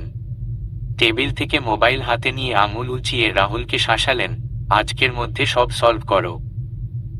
করতে পারলে স্যালারি বাড়বে, না পারলে চাকরি থেকে রিজাইন দিবে। রাবিশ লোকজন পুষে রেখেছি এতদিন। সৌরভ রাগে গজরাতে গজরাতে সিঁড়ির দিকে এগুলেন। ধ্রুব তার রুমের বেডে হেলান দিয়ে বসে আছে। ঘরের আলো কমিয়ে রেখেছে, চুলগুলো এলোমেলো, চোখের পাতা ভারী। পাশের টেবিলে রাখা পানির বোতলটা খালি। কিছুক্ষণ পর দরজায় টোকা পড়ল। ডাক্তার আফজাল প্রবেশ করলেন, সাথে সৌরভও। ধ্রুব তাদের দেখামাত্রই বিরক্তিতে ভ্রু কুঁচকে ফেলল। শুরু হবে এসের ডাক্তারির নাটক, এখন ভালো লাগে না আর এসব। ধ্রুবর ভাবনা মতোই বেশ অনেকক্ষণ ধরে আফজাল পরীক্ষা করলেন ধ্রুবকে। তাপমাত্রা মেপে কিছুক্ষণ চেক আপ করে বললেন, জ্বর একটু কমেছে, প্যারাসিটামল চালিয়ে যেতে হবে। বৃষ্টিতে ভিজে থাকার কারণেই এই অবস্থা আরো খারাপ হয়েছে, তবে বিশ্রাম খুব দরকার। সৌরভ হালকা স্বস্তির নিঃশ্বাস ফেললেন। ধ্রুবর দিকে এক ঝলক দৃষ্টিতে তাকালেন। সেই দৃষ্টিতে ছিল পিতৃসুলভ যত্ন আর উদ্বেগ। ধ্রুব সেই দৃষ্টি এক মুহূর্তের জন্য এড়াতে পারল না, কিন্তু সাথে সাথেই মুখ ফিরিয়ে নিল। ঠোঁটের কোণে বিদ্রূপের হাসি টেনে বলল, যত ন্যাকামো। অথচ ধ্রুব জানলই না সৌরভ ইয়ামিন এই মুহূর্তে লাইফের সবচেয়ে কঠিন সময়টুকু পার করছেন। তবু এই সময়ও ছেলের প্রতি নিজের দায়িত্বগুলো ঠিকঠাক করে যাচ্ছেন। ধ্রুব যতই উনার থেকে মুখ ফেরাক, সৌরভ ধ্রুবর মাকে মৃত্যুর সময় কথা দিয়েছেন, মা হারা ছেলেকে পুরোটা সময় দুহাতে আগলে রাখবেন, কোনোদিন মায়ের অভাব বুঝতে দেবেন না। তবু এত চেষ্টা করেও সৌরভ পারেননি। ধ্রুব বরং কয়েক লক্ষ মাইল দূরে সরে গেছে তার থেকে। ডাক্তার চলে গেলেন। সৌরভ ছেলের ক্লান্তিতে ভেঙে পড়া মুখটার দিকে চেয়ে ধীরে ধীরে বললেন, কি খাবে? স্যুপ নাকি অন্য কিছু? ধ্রুব চোখ বন্ধ করে শুয়ে পড়ল। মাথার উপর কম্বল টেনে বলল, I need sleep now. Sourav কিছু বলতে গিয়ে থেমে গেলেন। হাত বাড়িয়ে ছেলের কপালে হাত রাখার ইচ্ছে হলো, কিন্তু ফোনের রিংটোন সেই মুহূর্তটাকে ভেঙে দিল। ফোনের স্ক্রিনে ভেসে উঠল তোফাজ্জল নামটা। ধ্রুবও দেখল নামটা। ওর ভ্রু কুঁচকে গেছে মুহূর্তেই। ও তাকালো সৌরভের দিকে। সৌরভ স্বাভাবিকভাবেই ফোন রিসিভ করলেন। কি তোফাজ্জল, কেমন আছো? অনেকদিন পর কল দিলে। ওপাশ থেকে ভেসে এলো গম্ভীর কণ্ঠ, ভালো তোমরা? সৌরভ বললেন, একটু ঝামেলায় আছি। ভাবি বাচ্চারা ভালো তো? তোফাজ্জল উত্তর দিলেন, হ্যাঁ আছে ভালোই। সৌরভ বললেন, তোমার মেয়ের কি খবর? বিয়ে হয়ে গেছে? তোফাজ্জল থামলেন। বললেন, না, পাত্রের সমস্যা থাকায় বিয়েটা হয়নি। পাত্র খুঁজছি ওর জন্যে। তোমার জানা মতে ভালো পাত্র থাকলে আমাকে বলিও। সৌরভ স্বাভাবিকভাবেই বললেন, নামটা কি যেন তোমার মেয়ের? ওপাশ থেকে উত্তর এলো, অদিতি হায়াত। সৌরভের চোখ বড় হয়ে গেল। ধ্রুবও চমকে তাকালো। দেয়ালের গায়ে ঝোলানো অদিতির ওই নীল শাড়ি পরা ছবির দিকে এক ঝলক তাকালেন সৌরভ। সৌরভ আলগোছে ধ্রুবর দিকে চেয়ে বললেন, ছবি আর বায়োডাটা পাঠিয়ে দাও। আমি দেখছি। কল কাটলেন সৌরভ। ফোনের ওপাশে ছবিটা দেখে সৌরভ ধ্রুবর দুজনের ভ্রু একসঙ্গে কুঁচকে গেল। ধ্রুব হতবম্ব হয়ে সৌরভের দিকে তাকিয়ে রইল। ওর মাথায় কিছুই যেন ঢুকল না। সৌরভ মজা করে যেসে বললেন, ওহ, তাহলে তোফাজ্জলই তোমার হবু শ্বশুর? বাহ। ধ্রুব নিজের বিস্ময়টুকু লুকিয়ে বলল, কি বলেছে উনি? সৌরভ হাসলেন। তার দৃষ্টিতে হালকা মজা যেন ঝিলিক দিল, তোমার প্রেমিকার জন্যে পাত্র খুঁজতে বলল। ধ্রুব ভ্রু কুঁচকে ফেলল। সৌরভ হেসে বললেন, ভালো হয়েছে। বাবা হয়ে আমি তোমাকে শুধরাতে পারিনি, তোফাজ্জল পারবেই। ধ্রুব সৌরভের এমন মজা নেওয়াটায় বিরক্ত হয়ে ঠান্ডা চোখে তাকিয়ে বলল, উনার সঙ্গে তোমার কিসের সম্পর্ক? কিভাবে উনি তোমাকে চিনেন? ঘরের মধ্যে থমথমে নীরবতা নেমে এলো। সৌরভ শান্ত গলায় অতীতের স্মৃতির গহ্বরে হারিয়ে যেতে যেতে বলতে শুরু করলেন। তার কণ্ঠ যেন পুরনো স্মৃতিচারণে ভারী হয়ে উঠল, তখন আমি উঠতি রাজনীতিবিদ। তোমার মা তখনও জীবিত। তখনও তার ক্যান্সার ধরা পড়েনি। একদিন লক্ষ্মীপুর যাই আমরা কয়েকজন বন্ধু মিলে। ওই বাসে তোফাজ্জল ছিল। ওর তখন পায়ে সমস্যা। একটা অ্যাক্সিডেন্টের পর হাঁটায় অসুবিধা হতো। পথিমধ্যে ওই বাসে ইঞ্জিন ব্লাস্ট করে আগুন লেগে যায়। আমরা সবাই বেরিয়ে আসতে পারলেও তোফাজ্জল আটকে যায়। সবাই যখন বেঁচে ফিরে যখন স্বস্তির শ্বাস ফেলছিলাম, হঠাৎ আমার মনে হলো গাড়িতে কাউকে দেখা যাচ্ছে। তখন আমরা তোফাজ্জলের চিৎকার শুনি গাড়ির ভেতর থেকে। বাকিরা ভয় পেয়ে যায়। তখন চারপাশে আগুন জ্বলছে, কেউ এগিয়ে যায়নি ভয়ে। আমি তখন যুবক, রক্ত টকবক করছে, আমি কারো বাধা না মেনে ঝাঁপিয়ে পড়ি ভেতরে। কোনো রকমে তোফাজ্জলকে নিয়ে বেরিয়ে আসতে সক্ষম হয়েছিলাম। আমার কাঁধের দিকে একটা পোড়ার দাগ আছে না, ওটা তখনকার। তোফাজ্জলের গায়েও আগুন লেগেছিল, ওর পিঠেও আছে পোড়ার দাগ। তারপর থেকে তোফাজ্জলের সঙ্গে আমার ভালো বন্ধুত্ব হয়। ওর ছেলে মেয়েরা তখন ছোট, আমি নাম জানতাম শুধু। কিন্তু ওখান থেকে ফিরে আমার তাদের সঙ্গে যোগাযোগ কমে যায়। তোমার মা মারা যাওয়ার পর আমিও এক প্রকার কাজে ডুবে যাই। বাড়িতে না গেলেও 2-3 বছর আগে ওকে একবার ঢাকায় দেখেছিলাম। আমার সাথে তখনই লাস্ট দেখা হয়েছে। ভাবি বাচ্চাদের সম্পর্কে তেমন কিছুই জানা হয়নি, তাই জানতাম না। অদিতি, এই অদিতি হায়াত, যাকে তুমি ভালোবাসো। ধ্রুব চুপচাপ শুনে গেল। তার মুখের অভিব্যক্তি ধীরে ধীরে বদলাতে লাগলো। ভ্রু কুঁচকে আছে, চোখের পাতা কিছুটা ভারী হয়ে এল। সে একপাশে মুখ ফিরিয়ে নিল, নিচু গলায় বিড়বিড় করে বলল, কোইন্সিডেন্ট। সৌরভ এবার ধ্রুবর দিকে তাকালেন, বললেন, তুমি চাইলে আমি তোমার কথা তোফাজ্জলকে বলতে পারি। ধ্রুব চকিত দৃষ্টিতে সৌরভের দিকে তাকালো। এত সহজ সবকিছু, অদিতিকে বিয়ে করার কত সুন্দর উপায়। অথচ ধ্রুব জেদ দেখালো, ঠোঁট শক্ত করে কামড়ে ধরে বলল, দরকার নেই, আমার লাইফ আমাকে দেখতে দাও। সৌরভ এবার চেয়ার থেকে ধীরে ধীরে উঠে দাঁড়ালেন। আলো আধারি ঘরে তার মুখটা যেন আরো গম্ভীর দেখাচ্ছে। শান্ত কণ্ঠে বললেন, বাবার কাছে হেল্প চাওয়া খারাপ কিছু না, সমস্যা নেই। যেদিন তোমার মনে হবে আমাকে বাবা বলে হেল্প চাওয়া যাবে, চেয়েও। আমি হেল্প করব তোমার জীবনটা যদি আমি নিজের হাতে সাজিয়ে দিতে পারি। আমার চেয়ে বোধ হয় বেশি খুশি আর কেউ হবে না। ধ্রুব তাকিয়ে রইল সৌরভের দিকে, পরপর মুখ ঘুরিয়ে নিল। সৌরভ বাতি নিভিয়ে দিতে দিতে ধীর গলায় বললেন, ঘুমাও, অসুস্থ তুমি। তারপরে তিনি ঘর থেকে বেরিয়ে গেলেন। দরজার শব্দ ধীরে ধীরে মিলিয়ে গেল। ধ্রুব কোকের বোতল হাতে আড্ডাখানায় বসে আছে। জ্বর নিয়েই আজ ও ভার্সিটিতে। তার চোখে মুখে এক অস্থিরতা। বোতলটা হাতের আঙ্গুলের ফাঁকে বারবার ঘুরাচ্ছে, দাঁত দিয়ে অধর কামড়ে কিছু একটা ভাবছে শুধু। ইমন পাশ থেকে ঠান্ডা গলায় বলল, তুই অযথা এসব প্যাচাল পারছিস, আঙ্কেলের কাছে সাহায্য চাইতে আমি কোনো প্রবলেম দেখছি না। ধ্রুব কোকের বোতল ঝাঁকানো বন্ধ করে বিরক্ত গলায় বলে উঠল, দরকার নেই আমার। সুমন এবার পাশ থেকে বোঝানোর চেষ্টা করে বলল, অদিতি ভাবি উনার বাবাকে রাজি না করাতে না পারলে কখনোই আপনাকে লুকিয়ে বিয়ে করবে না ভাই, এটা জানেন? ধ্রুব রাগে ফুঁসে উঠল। কোকের বোতলটা মাটিতে এবার ছুঁড়ে মারল, অন্য উপায় বের করতে হবে। তবুও তার কাছে গিয়ে আমি নিজেকে ছোট করব না। সে ছাড়া কি এই বিয়ে ইম্পসিবল নাকি? ইমন দীর্ঘশ্বাস ফেলল। ধ্রুব অযথাই যে এই ফালতু জেদগুলো দেখাচ্ছে, এসব ওকে কে বোঝাবে? হঠাৎ কোথা থেকে রাজন দৌড়ে এসে হাঁপাতে হাঁপাতে ধ্রুবর সামনে দাঁড়ালো। কাপা গলায় বলল, ধ্রুব ভাই, আপনার বাবাকে মানি লন্ডারিং মামলায় ফাঁসানো হয়েছে। টিভিতে নিউজ হচ্ছে। মোবাইল কোথায় আপনার? ধ্রুব হতবাক হয়ে গেল। ধ্রুবর ভ্রু এটা শুনেই কুঁচকে গেল। তার চোখে মুখে স্পষ্ট অবিশ্বাসের ছাপ। কয়েক সেকেন্ড স্তব্ধ হয়ে থাকার পর হাত দিয়ে ইমনকে ইশারা করে বলল, এমবি আছে, ফেসবুক অন কর।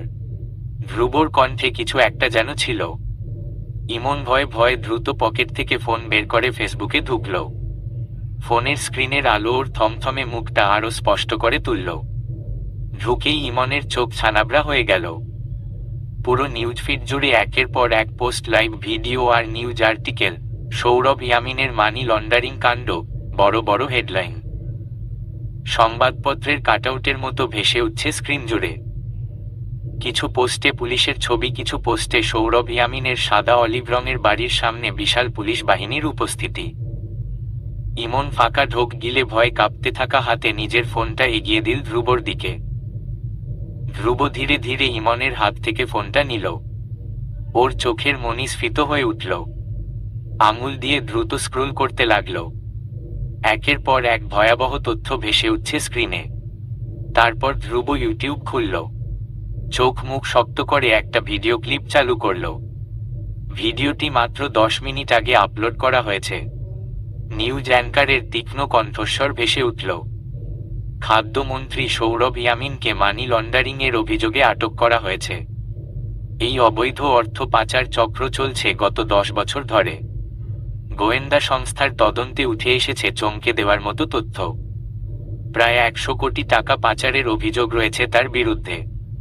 আজ দুপুরে পুলিশ কমিশনার হিমেল হোসেন চিরুনি তল্লাশি চালাচ্ছেন ইয়ামিন বাড়িতে। মন্ত্রীর ব্যক্তিগত বাংলো থেকে তাকে আটক করা হবে।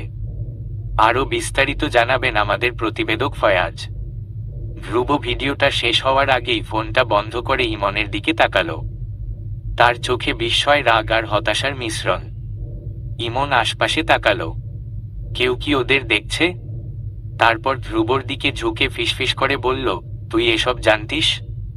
তুই কি কোনোভাবে এর সঙ্গে জড়িয়ে আছিস?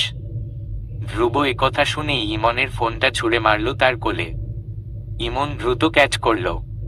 ফোনটা শক্ত করে চেপে ধরল যেন সেটা হাত থেকে পড়ে না যায়।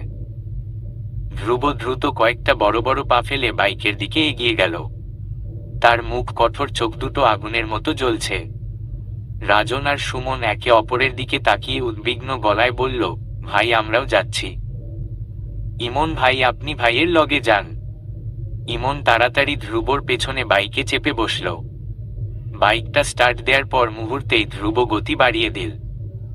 ইমন বাইকের 180 স্পিড দেখে ভয়ে ধ্রুবর কাঁধে হাত চেপে ধরল। ধ্রুব অদ্ভুত আচরণ করছে। তার গভীর শ্বাস নিতে থাকা কাঁধগুলো বোঝাচ্ছিল ভিতরে কি যেন দাউ দাউ করে জ্বলছে। ইমন তার কাঁধে হাত রেখেই ভাবছিল, যে বাবাকে ধ্রুব কখনো বাবা বলে স্বীকারই করেনি, সেই বাবার জন্য ওর আজ এতটা অস্থিরতা কেন? অদিতি অনেকদিন পর পড়ার টেবিলে বসেছে। সামনে সেমিস্টার ফাইনাল। বইয়ের পাতাগুলো ওর সামনে খোলা থাকলেও অদিতির মন অন্য কোথাও। সময়ের চাপ, নতুন নতুন প্রেমের দহন, তার মধ্যে পড়ার চাপ, সব মিলিয়ে মাথার ভেতর যেন যুদ্ধ চলছে। হঠাৎ দরজা ঠেলে তানিয়া দৌড়ে ঢুকল রুমে। তার কপালে বিন্দু বিন্দু ঘাম, নিঃশ্বাস দ্রুত। তানিয়া কোনো কথা না বলে সরাসরি ফোনটা অদিতির সামনে ধরল। অদিতি ভ্রু কুঁচকে তানিয়ার দিকে তাকালো। তানিয়া একশ্বাসে বলে গেল, তোর হবু শ্বশুরকে পুলিশ নিয়ে যাবে আজ। পুরো মিডিয়া খেপে গেছে। অদিতির তানিয়ার দিকে চেয়ে পরপর অবিশ্বাসের চোখে ফোনের দিকে তাকালো। নিউজ ফিডে শুধু একটাই নাম ঘুরপাক খাচ্ছে, সৌরভ ইয়ামিন। তানিয়া বলল, অনেকে তো আন্দাজ করছে ধ্রুব ভাইও এতে জড়িয়ে আছে। পুলিশ প্রমাণ পেলেই ওনাকেও নিয়ে যাবে। অদিতি অবিশ্বাস নিয়ে বলল, ধ্রুব এসব কখনোই করবে না। তানিয়া বলে উঠল, ধ্রুব ভাই কি আদৌ জানিস? তার বাবার ডান হাত মন্ত্রী মানুষ। খুব খারাপই। এসব ছোটখাটো মানি লন্ডারিং, এসব ওদের কাছে দুধভাত।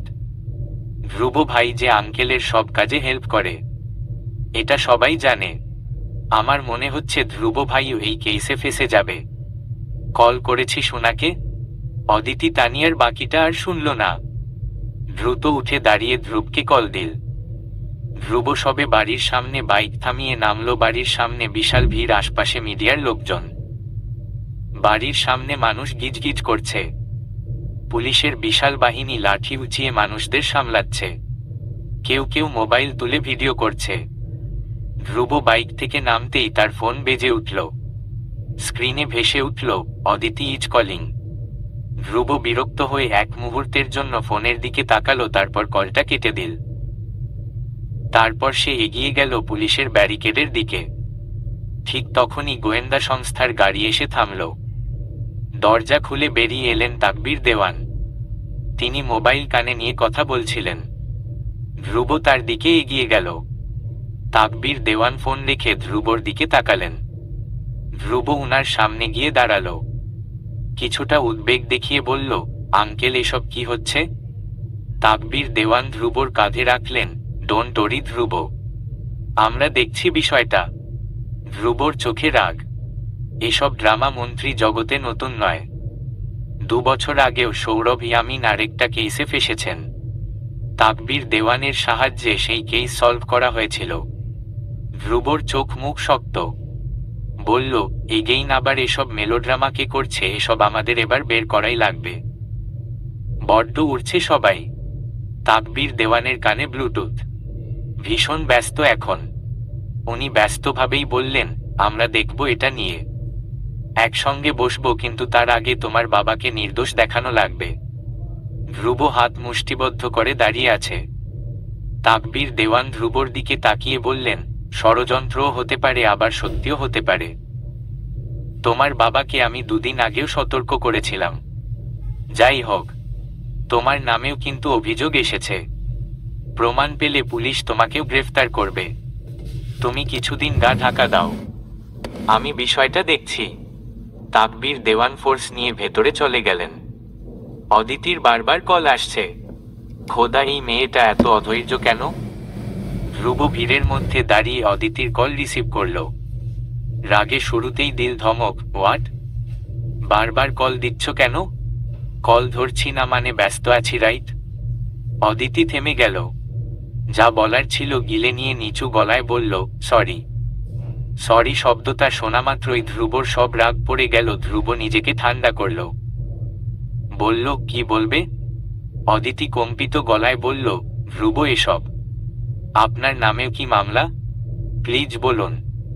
ধ্রুব চোখ বন্ধ করে নিজেকে শান্ত করল।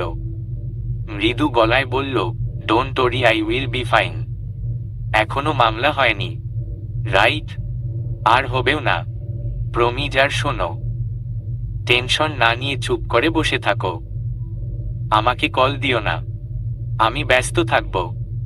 ধ্রুব আবার হেয়ালিতে উত্তর দিচ্ছে, এড়িয়ে যাচ্ছে এত গুরুতর বিষয়টা। অদিতি ভয় প্রায় কান্না গলায় বলল, ধ্রুব প্লিজ, রাগের মাথায় কোনো ভুল সিদ্ধান্ত নিবেন না। ধ্রুব গভীর শ্বাস নিয়ে ভিড়ের দিকে তীক্ষ্ণ দৃষ্টিতে চোখে তাকালো। চোখ তো নয়, যেন সিংহের দৃষ্টি। ধ্রুব হালকা হাসল এবার। তীব্র গলায় রহস্য করে বলল, don't panic, from now everything will be neat and clean by end, love you. অদিতিকে কিছু বলার সুযোগ না দিয়ে ধ্রুব কল কেটে দিল। ধ্রুব এমন একটা মুহূর্তে ধ্রুবর মুখে লাভ ইউ শুনে সম্পূর্ণ গা যেন ঠান্ডা হয়ে গেল অদিতির। অন্য সময় হলে অদিতি লজ্জায় হেসে ফেলত, তবে এখন কেন যেন ওর হাসি বা লজ্জা কিছুই পেল না। ও দ্রুত আঙুল চালিয়ে ইমনকে কল লাগালো। ইমন ভিড়ের মধ্য থেকে পাশ কাটিয়ে ফোন রিসিভ করল। ওপাশ থেকে অদিতি অস্থির কণ্ঠে বলল, ভাইয়া, আপনি কোথায়? আশপাশে ভিড়ের জন্যে কিছু শোনা যাচ্ছিল না। ইমন চেঁচিয়ে বলল, ধ্রুবদের বাড়িতে আছি আমি। অদিতি শুনে দ্রুত বলল, প্লিজ ভাইয়া, ধ্রুবর দিকে খেয়াল রাখবেন। ও রাগের মাথায় কিছু একটা করে বসবে, আমার ভয় হচ্ছে। ইমন এবার দীর্ঘশ্বাস ফেলল। অদূরে ধ্রুবকে দেখা যাচ্ছে, যে ভিড়কে নিজের শক্তপোক্ত হাতে ঠেলে ইয়ামিন বাড়ির সদর গেট দিয়ে প্রবেশ করছে। ইমন সেদিকে চেয়ে বলল, রিল্যাক্স অদিতি, আমি আছি। কিন্তু তুমি তো জানো ধ্রুব যা ভাবে সেটা করেই ছাড়ে। দেখা যাক কি হয় সামনে। অদিতি চুপ করে গেল। ইমন এবার হুট করে ভাবুক কণ্ঠে বলল, কিন্তু আমি এটা বুঝতে পারছি না, ধ্রুব হঠাৎ করে তার বাবার প্রতি এতটা সফট হলো কিভাবে? এমনটা আগে কখনো দেখিনি। Something is fishy maybe. সবসময় নিঃসঙ্গ আধার রাতের ন্যায় স্থবির ইয়ামিন বাড়িতে আজ বড্ড কোলাহল। আশপাশে মানুষের বড্ড ভিড়। পুলিশ ব্যারিকেড, পুরো রাস্তাটা জুড়ে 2 সারি পুলিশ রক্ষী দাঁড়িয়ে। তাদের চোখে কোনো সমঝোতা বা দয়া দেখা যাচ্ছিল না। সাংবাদিকদের ক্যামেরার ফ্ল্যাশ একটার পর একটা চমকাচ্ছে। এখানকার ভাইরাল নিউজের প্রতিটা মুহূর্তে ক্যাপচার করতে পারলেই টিআরপি তুঙ্গে। এইসব কিছুর মধ্যে খাদ্যমন্ত্রী সৌরভ ইয়ামিনের একমাত্র ছেলে, তার ডান হাত ধ্রুব ইয়ামিন ভিড় ঠেলে বাড়ির ভেতরে ঢুকল। বাড়ির ভেতরটা আজ খুব অস্বাভাবিক লাগছে। বাড়িতে ঢুকে সদর দরজার সামনে ঠাই ধ্রুব দাঁড়িয়ে গেল। সামনের সোফাটায় ভীষণ নীরব হয়ে বসে আছেন সৌরভ। তার চোখ স্থির, চোখের নিচে গভীর কালি। শরীরটা কিছুটা যেন একদিনেই ভেঙে আসতে চাইছে। দুহাত একটার ভিতরে আরেকটা ঢুকিয়ে নিজের মুখের সাথে চেপে চুপচাপ নিচের দিকে তাকিয়ে আছেন। ধ্রুব কেন যেন নিজের জন্মদাতার বাবার দিকে বহুদিন পর এভাবে তাকালো। সৌরভ ভেতরে ভেতরে এতটা ভেঙে পড়েছিলেন। এসব ধ্রুবর নজরে কিভাবে পড়ল না? কোথায় ছিল ধ্রুব? অদিতির মধ্যে এতটাই ডুবেছিল। আশপাশ প্রায় ভুলতেই বসেছিল ধ্রুব। ধ্রুব চোখ সরিয়ে আশেপাশে তাকালো। সোফার টেবিলের ওপর হরেক রকমের ফাইল ছড়ানো, কিছু ফাইল উন্মুক্ত হয়ে পড়ে আছে দুদকের টিম মেম্বারদের হাতে। দুদকের টিম একটার পর একটা ফাইল চেক করে যাচ্ছে, তাদের মুখাবয়ব তীক্ষ্ণ গভীর মনোযোগে দিয়ে। সৌরভ ইয়ামিনের কীর্তিকলাপ আজ খুঁজে পেলেই প্রমোশন আটকায় কে? সৌরভের দুপাশে পুলিশ দাঁড়িয়ে। তার থেকে একটু দূরে সোফায় দ্বিতীয় স্ত্রী ত্রিনা বসে আছে। বারবার সৌরভের দিকে চেয়ে ফুপিয়ে উঠছে। সেদিকে ধ্রুবর মন নেই। সে ধীর পায়ে এগিয়ে গেল। দুদকের টিম প্রধান ধ্রুবকে দেখে ফাইল থেকে মাথাটা তুলে ঠোঁটটা বাঁকিয়ে হাসল। বড় বিশ্রী ঠেকল সেই হাসিটা ধ্রুবর কাছে। ধ্রুব হেঁটে তার সামনে দাঁড়াতেই দুদকের টিম প্রধান রাকিব হোসেন উঠে দাঁড়িয়ে ঠোঁটে বিজয়ীর হাসি ঝুলিয়ে হাত বাড়িয়ে বললেন, hi young man, very very nice to meet you. Dhruba উত্তরে নিজেও হাসে মাথা নত করে ঠোঁট চেপে হেসে আবার তাকালো। কিছুই যেন এই মুহূর্তে এখানে হচ্ছে না। যেন রাকিবকে দেখে তার নাকে ঘুষি বসাতেও ধ্রুবর একটু ইচ্ছে হচ্ছে না। সেরকম ভাবভঙ্গি নিয়েই ধ্রুব হাত বাড়িয়ে হ্যান্ডশেক করল। উত্তরে বলল, থ্যাংক ইউ। ফাইলগুলো থেকে কিছু পেলেন? সৌরভ ছেলের দিকে মাথা তুলে তাকালেন। ধ্রুব এত স্বাভাবিকভাবে কথা বলছেটা কি করে? ধ্রুবর আচরণ সুবিধার ঠেকল না। রাকিব হাতের উন্মুক্ত ফাইলের দিকে চেয়ে বলল, বর্ষর গন্ডগোল তো আছেই। যা পেয়েছি তাতেই জেল 100%। বাকি যা চেক করছি তার তো বোনাস ইয়েও নো। বলেই রাকিব চোখ টিপে হাসল। ধ্রুব গা ছাড়া ভঙ্গিতে সোফায় বসল, পায়ের উপর পা তুলে। অভদ্রের ন্যায় পা নাড়াতে নাড়াতে দুহাত সোফার হাতলে রেখে রাকিবের দিকে চেয়ে বলল, জেল? উমম, গুড ওয়ার্ড। আচ্ছা মন্ত্রী মানুষের জেল আদৌ হতে দেখেছেন কখনো? আপনি যে আগে সরকারের পা চাটতেন তাদেরকেও দেখেছেন তাদের কারো কোনো কারণে জেল হয়েছে? ওসব জেল নয়, নতুন মোড়কে জাস্ট একটা হাওয়া বদল আমাদের জন্যে, রাইট? ধ্রুবর পা নড়ছে। রাকিব ধ্রুবর নাড়ানো পায়ের দিকে তিক চোখে চেয়ে আবার ধ্রুবর দিকে তাকালো। ধ্রুব রাকিবকে দাঁড়িয়ে থাকতে দেখে আচমকা বড্ড বিনিয়োগ নিয়ে তড়িগড়ি করে বলল, আরে দাঁড়িয়ে আছেন কেন? বসুন, just have a seat.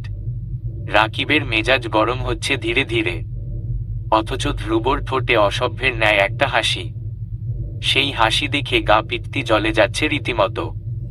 Rakib আলগোছে সোফায় বসল, তারপর নিজে বিশ্রীভাবে বলল, বড্ড উড়ছ ধ্রুব, এত বিশ্বাস ভালো নয়। তারপর নিজের মুখটা ধ্রুবর দিকে এগিয়ে এনে ফিসফিস করে বলল, মিডিয়াকে খবরটা আমিই পাচার করেছি, জেল নাকি হাওয়া বদল তা তো দেখতেই পারবে সামনে। ওয়েট, বলে ক্রূর হাসল রাকিব। ধ্রুব উত্তরে দাঁত ঠোঁটে চেপে মাথা নিচু করে হেসে আবার তাকালো। ও রীতিমতো হেসে উড়িয়ে দিল রাকিবের কথাগুলো। তাদের কথার মধ্যে দুদকের টিম মেম্বারদের একজন এসে রাকিবের কানে কিছু বলল, স্যার এই ছেলেটার সম্পর্কে কিছু পাওয়া যায়নি। রাকিব রেগে তাকালো ওই মেম্বারের দিকে।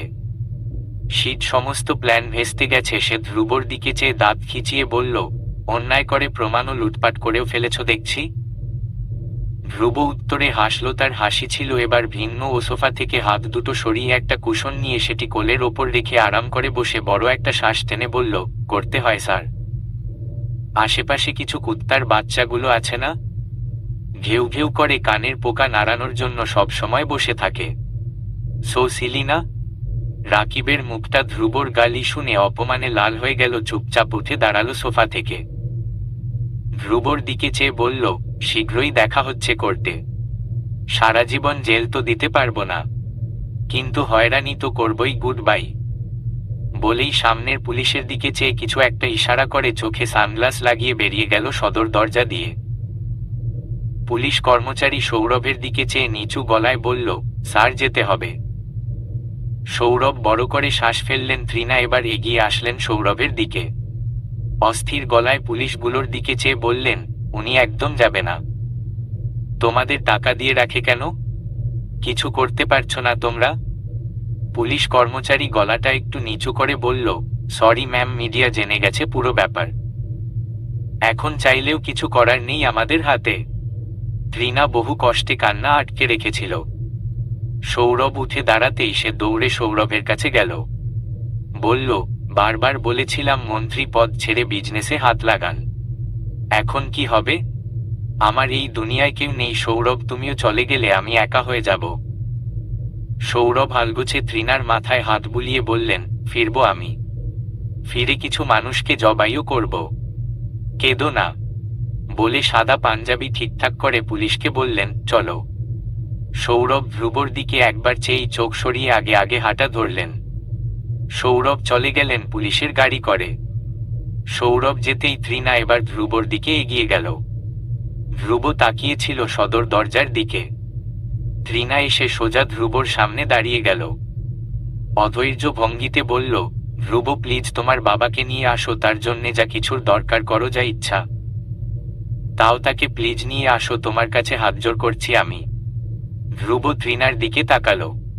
তার এবার অস্বস্তি হচ্ছে। এই মহিলাকে সে দু চোখে দেখতে পারে না, সেটা উনিও জানেন। তাই নিজেও কখনো আগ বাড়িয়ে ধ্রুবর সামনে আসেননি। তবে আজ তার কথাগুলো ধ্রুবকে অস্বস্তি দিচ্ছে। ধ্রুব উঠে দাঁড়ালো সোফা থেকে। ত্রিনা আবারও বলল, ভালো লোয়ার আছে আমার কাছে ধ্রুব, তুমি বললে আমি যোগাযোগ। ধ্রুব ত্রিনার কথা থামিয়ে দিল। চোখ তুলে একবারের জন্য ওই মহিলাকে না দেখে তীব্র অস্বস্তি নিয়ে স্রেফ বলল, আমি দেখছি, আপনি চিন্তা করবেন না। বলে এক মুহূর্তে দাঁড়ালো না, বেরিয়ে গেল বাড়ি থেকে। ত্রিনা সেখানটায় সোফায় হেলে বসে পড়ল। আজ ঠিক গুনে গুনে 2 দিন পর ধ্রুব সেক্রেটারি রাহুলকে সাথে নিয়ে পপুলার ব্যাংকে এসেছে। ব্যাংকে ঢুকতেই ব্যাংকের ম্যানেজার দ্রুত এগিয়ে গেল। ধ্রুব স্যার, আপনি? কোনো দরকার? ধ্রুব আশপাশে চোখ ঘুরিয়ে দেখল। কর্মচারীরা বারবার আর চোখে ওর দিকে তাকাচ্ছে। ধ্রুর চোখে চোখ পড়তেই দ্রুত লুকিয়ে নিচ্ছে নিজেদের নজর। ধ্রুব মনেমনে হাসে, এখানের সবাই বিক্রি হয়ে গেছে। ধ্রুব সবার থেকে দৃষ্টি সরিয়ে ম্যানেজারের দিকে তাকিয়ে বলল, কোক আনান, কথা বলি কিছুক্ষণ। ধ্রুবর বলা এটুকু শুধু কতগুলো শব্দ ছিল না, বরং আতঙ্কিত বোমা ছিল। ম্যানেজারের গলা যেন শুকিয়ে এল। তবে সে হাসি মুখে বলল, জি জি, আসুন ওই রুমটায় বসি। এই ছোটন 2 ক্যান কোক এবং 2টো প্যাটিস নিয়ে আয়। আসুন ধ্রুব স্যার। ধ্রুব নির্বিকার হেঁটে চলল। ম্যানেজার তাকে নিয়ে একটি ঘরে ঢুকল। ঘরটিতে ঢোকার পর ধ্রুব পায়ের ওপর পা তুলে বড় শ্বাস ফেলে শরীর স্ট্রেচিং করতে করতে ঘরটাকে একটু ভালোভাবে দেখে নিল। তারপর চেয়ারে বসতে বসতে ম্যানেজারের দিকে না চেয়েই বলল, রোলেক্সের ঘড়ি কবে থেকে পরা শুরু করলে ওসমান?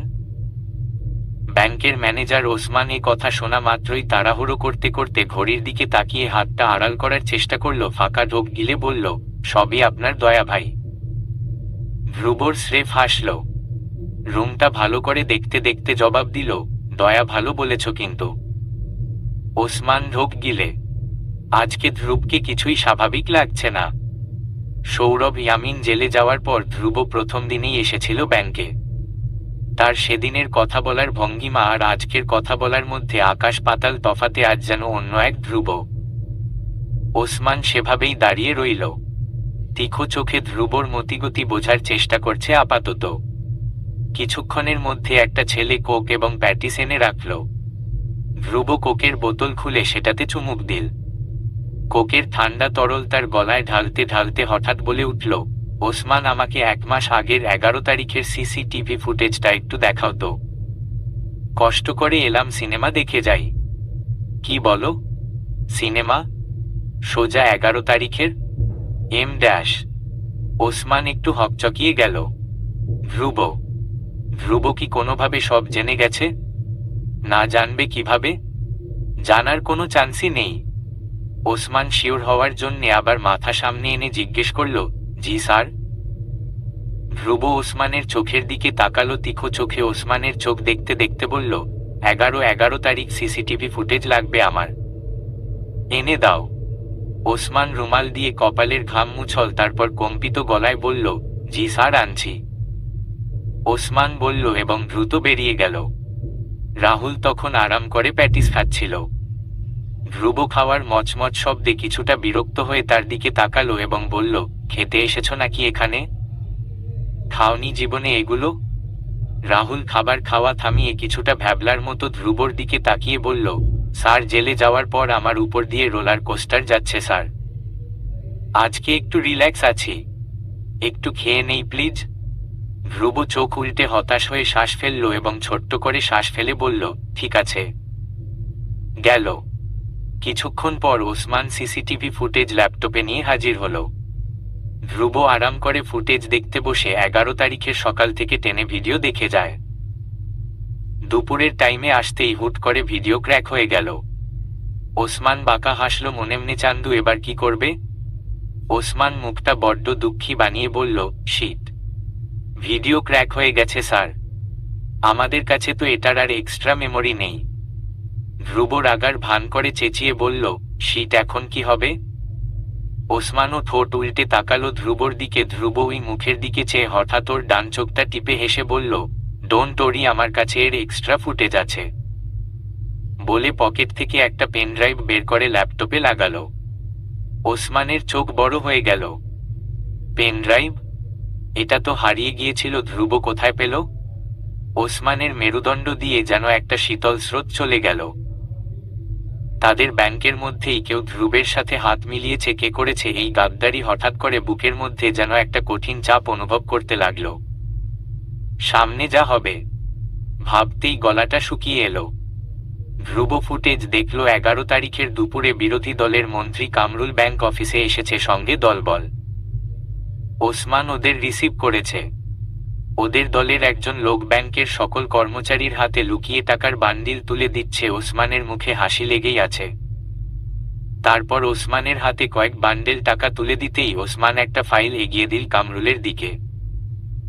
ফাইলটা দেখেই ধ্রুব নিজের মোবাইল বের করে একটা ফটো দেখিয়ে ওসমানকে বলল, দেখো তো ওসমান, এই ফাইলটাই আমার বাপের হারানো ব্যাংকের সেই ফাইল কিনা? ওসমান ভয় হেলে পড়ে দেয়ালের ওদিকে, দেয়াল হাতে চেপে আতঙ্ক নিয়ে ভয়ার্ত চোখে ধ্রুবর দিকে তাকায়। ধ্রুব এবার রেগেমেগে উঠে দাঁড়ায় চেয়ার থেকে, চিৎকার করে বলে, তত্তার বাচ্চা, তুই গা উদ্ধারি করস আমার বাপের লগে? মাস শেষে কম টাকা নিস? তোর টাকার নিচেই লার বাচ্চা তোরে তে রাখবো আমি ধ্রুব সু। বাকি কথা বলার আগেই ওসমান রীতিমতো মাটিতে শুয়ে ধ্রুবর পা চেপে ধরে কেঁদে ফেলে, মাফ করে দেন স্যার, আল্লাহর ওয়াস্তে মাফ করে দেন। আমি নিজে কোর্টে সাক্ষী দিব ইয়ামিন স্যারের পক্ষে। আপনি যা বলবেন আমি তাই করব, আর এমন ভুল হবে না স্যার, আজকের মতো মাফ দেন। ধ্রুব ব্যাংক থেকে বের হয়ে এসেছে। আকাশের দিকে এক ঝলক তাকিয়ে লম্বা করে শ্বাস টানল নিজের ভেতর। অনেকদিন পর একটু খোলা হাওয়া শ্বাসনালীতে পৌঁছালো, যেন রাহুল তার পিছনে এসে দাঁড়ালো। এতদিন পর রাহুল একটু স্বস্তির শ্বাস ফেলল, বলল, আল্লাহ আপনার উপর রহম করুক স্যার, আজকে বাসায় গিয়ে লম্বা ঘুম দিব, কালকে তো আদালতের শুনানি। ধ্রুব আকাশের দিকে চেয়ে রইল। জবাবে সময় নিয়ে বলে উঠল, কিচ্ছু শেষ হয়নি, এখনো অনেক কিছু এখনো বাকি রাহুল, লেটস সি। রাহুল ভ্রু কুচকাল, তার মুখাবয়বে একটু সন্দেহ ফুটে উঠল। কিছুটা ভাবনা মনে রেখে বলল, মানে আর কি করবেন আপনি এখন? ধ্রুব মৃদু হাসল, হাসির মধ্যে কিছু একটা তো অবশ্যই ছিল। ধ্রুব আকাশ থেকে চোখ সরিয়ে সামনে তাকালো। শার্টের মধ্যে ঝুলিয়ে রাখা সানগ্লাস এক হাতে চোখে লাগিয়ে স্রেফ বলল, বলে দিলে তো ক্লাইম্যাক্স ফিল করতে পারবে না। সো রাহুল দুদিকে মাথা নাড়াল। ধ্রুব স্যার ঠিক বলেছে। ধ্রুব বাইকের দিকে এগুচ্ছে। রাহুল সেটা দেখে বলল, আপনি বাড়ি যাবেন স্যার? ধ্রুব বাইকের দিকে এগোতে এগোতে আঙ্গুলের ডগায় বাইকের চাবি ঘোরাতে ঘোরাতে জবাব দিল, ইয়াহ, বাড়ি, মাই one and only home. Rahul হেঁটে চলা ধ্রুবর সুডৌল পিঠের দিকে চেয়ে হেসে কৌতুক গলায় বলল, অদিতি ভাবি। ধ্রুব মুচকি হেসে বাইকে উঠল, হাত দিয়ে হেলমেট মাথায় গলিয়ে নিয়ে। হ্যান্ডেল ধরে ইঞ্জিন চালু করতে করতে বলল, দিন দিন চালাক হয়ে যাচ্ছ রাহুল। রাহুল মাথা চুলকে হেসে বলল, কাদের সাথে থাকি দেখতে হবে না? ধ্রুব হাসল, তার হাসিতে কিছুটা নস্টালজিক অনুভূতি ছিল। হেলমেট মাথায় লাগিয়ে বাইকের ইঞ্জিন চালু করে শো আওয়াজে বেরিয়ে গেল নিজের পার্সোনাল হোমের উদ্দেশ্যে। অদিতি ধ্রুবকে মেসেজ পাঠিয়েছিল কয়েকটা, কিন্তু এখনো তার একটারও রিপ্লাই আসেনি। অস্থির অদিতি তার পড়ার টেবিল থেকে উঠে বিছানায় অস্থিরভাবে এলোমেলো ভঙ্গিতে পুরো রুমময় পায়চারি করে যাচ্ছে। ধ্রুবকে অদিতির এক বিন্দুও বিশ্বাস নেই। সেদিনের পর না ফোন, না কোনো টেক্সট, কিচ্ছু নেই। কি করছে, কোথায় যাচ্ছে, কি ভাবছে, কিছুই জানতে দেয়নি অদিতিকে। ও কল দিলেও কলটা রিসিভ করার ফুরসত তার নেই। এদিকে টেনশনে ওর মাথা ফেটে যাবার উপক্রম। ধ্রুবয়ামিন অদিতি নিজে আস্ত এক টেনশনের বস্তা নিজের ইচ্ছায় মাথায় তুলেছে, রাগ লাগছে ভীষণ। অদিতির এসব ভাবনার মধ্যে হঠাৎ ওর ফোনে মেসেজ এলো না। রিপ্লাইয়ের বদলে ডাইরেক্ট কল এলো। ধ্রুবর কল। অদিতি দ্রুত কল রিসিভ করলো, কানে ধরে দ্রুত গলাতে অস্থিরতা নিয়ে বলল, ধ্রুব, কোথায় আপনি এখন? ঠিক আছেন তো? কল দিলে কল ধরেন না, মেসেজ দিলে সিন করেন না। কি করছেন, কোথায় যাচ্ছেন, কিছু জানান ন? ধ্রুব হেলমেট খুলে বাইকের হ্যান্ডেল ঝুলিয়ে তৃপ্তির হাসি ঠোঁটে ঝুলিয়ে ফোন কানে ধরে বলল, relax Aditi, completely fine. Aditi স্বস্তির শ্বাস ফেলল। ধ্রুব এবার ফুরফুরে মেজাজ নিয়ে বলে উঠল, আইসক্রিম নাকি coffee date? Which one would be preferable for my lady? আচমকা এত ঝামেলার মধ্যে ধ্রুবর এমন কথাতেই অদিতি ভ্রু কুচকে ফেলল। ডাকল, ধ্রুব। অপাশ থেকে ফিরতি জবাব এলো, হু। অদিতি কিছুটা সন্দেহ নিয়ে বলল, আপনি ঠিক আছেন তো? ওপাশ থেকে এবারেও ঠোঁট চেপে হেসে জবাব এলো, অ্যাবসোলিউটলি, কমপ্লিটলি, টোটালি। অদিতি এবার আরো সন্দেহ হলো, ধ্রুব তো এতটা ফুরফুরে মেজাজে কখনো কথা বলে না। অদিতি ভ্রু বাঁকিয়ে প্রশ্ন করল, ধ্রুব, আপনার কথার টোন বদলে গেল কেন হঠাৎ? ধ্রুব জবাবে বড় একটা নিঃশ্বাস নিজের মধ্যে টেনে নিয়ে অন্যরকম গলায় বলল, I don't know, but I am feeling like a sky something, some feelings is just killing me. Aditi নিচে এসে একটা শক্ত হাঁক দিলে, maybe I will feel better. চলবে।